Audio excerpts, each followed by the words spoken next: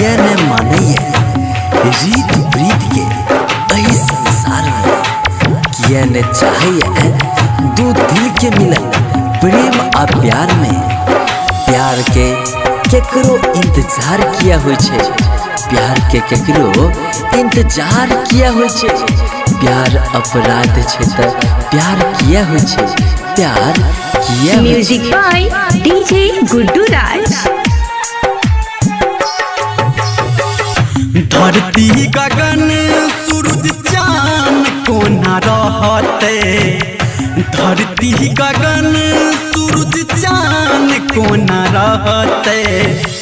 हमारा बिना हमर जान कोना रहते, हमारा बिना हमर जान कोना रहते।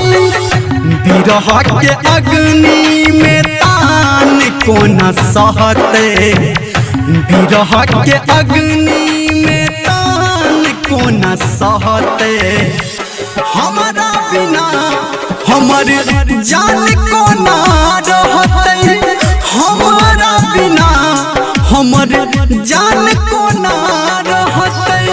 जखन भगवान इश्क के पानी में है, हमरा बुझाइए भगवानो इश्क के आज मैंने हेते। हमर की औकात, हमर की औकात। इश्क का हुनको कनेने हेते, हुनको कनेने हेते। DJ good Madhubani, DJ good Madhubani, DJ good Madhubani, DJ good Madhubani, प्यार के हीरो हम छी रांझा, दुख सुख सहबै के साँझा।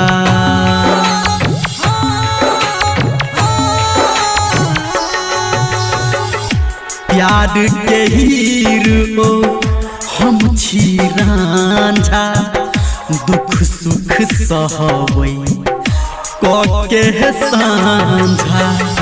यार के अपना ओ आन कोना कहते, यार के अपना ओ आन कोना कहते। हमारा बिना हमर जान कोना रहते, हमारा बिना हमर जान कोना रहते। वक्त और प्यार दोनों जिंदगी में खास भी छे।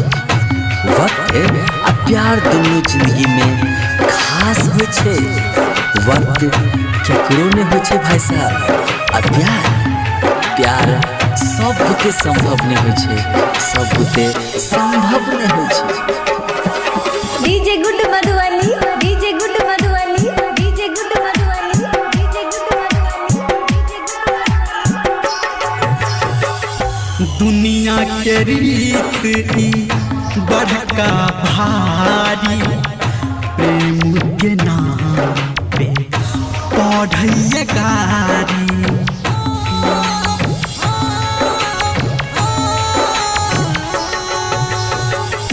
दुनिया के रीत ई बड़का भारी, प्रेम के नाम पे पढ़ैया गारी।